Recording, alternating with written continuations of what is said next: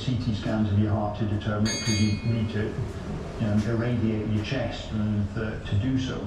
But the data's coming from it from looking at serial CT scans. We don't have a biomarker. There's not something physically evident by looking at someone from the outside. Me as a cardiologist, I can't tell who's got coronary artery calcification without recourse to X-ray. And Peter's love of climbing is equally complex. I think it's a combination of multiple things. It is actually it's a complex sport. There's a complex sport that involves not just the physicality of things. I like the puzzling out of things. I like playing chess, so actually I like that sort of, how do I join these dots together to actually move on a piece of rock and actually get myself up these things. He's a regular at the ledge climbing gym in Inverness.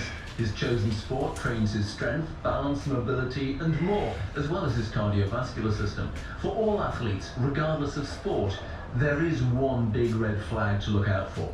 Central chest pain on exercise. So if you're getting a discomfort in your chest that's not easily to localize, most cardiac chest pain, we see people putting a hand on their chest and saying it's somewhere in here.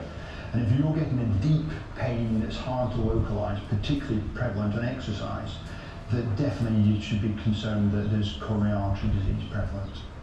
Moderate exercise does seem to protect against a worse type of coronary artery disease, and there's no clear link to it from vigorous exercise either. The worst parts of coronary artery disease for us are the fattier plaques in your arteries, less like rocks, more like the cheese deposits in your arteries. And they're more prone to rupturing, so they're the ones that are more common to cause heart attacks later on. What we don't know is the sort of downstream effects of coronary artery calcification. So are you more prone to getting heart attacks? We think you're probably more prone to getting angina and limitation from the hardening of your arteries. But it may be that you actually don't get much more heart attacks, sudden death as a result of coronary artery calcification. We just don't know because the data is just not there in abundance, because of the difficulties we have in population screening when it relies on CT scans.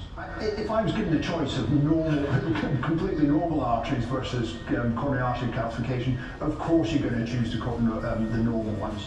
But if I was given the choice of hard calcified arteries versus ones that are filled with fatty plaque, I would definitely choose the calcified arteries. You don't really get a choice like that in life, but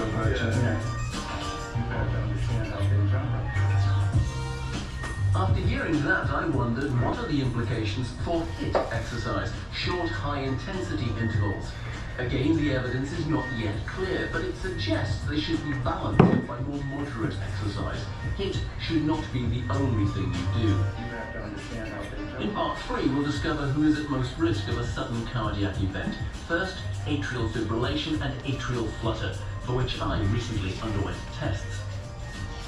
Previously, I'd done a VO2 max test, and the ECG trace showed an unusual heart rate spike.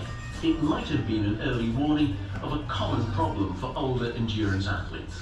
Our heart works that you've got the atria on the top, which is where the rhythm starts from, and that's like a booster pump. It pushes a bit of extra blood into the ventricles, which the ventricles are the main chambers that push blood into your lungs or around the body. We know in people who do a lot of endurance and do a lot of endurance activity, they are more prone to getting atrial fibrillation and atrial flutter. Atrial fibrillation is a very chaotic rhythm of your atria, basically wobbling a bit like a jelly is. Atrial flutter is an electric circuit caught up in a rhythm going around about 5 times a second around your right atrium and then propagates into your atria, which means it's still inefficient. It means your heart's running at a faster speed. It's not got that contraction booster pump ventricle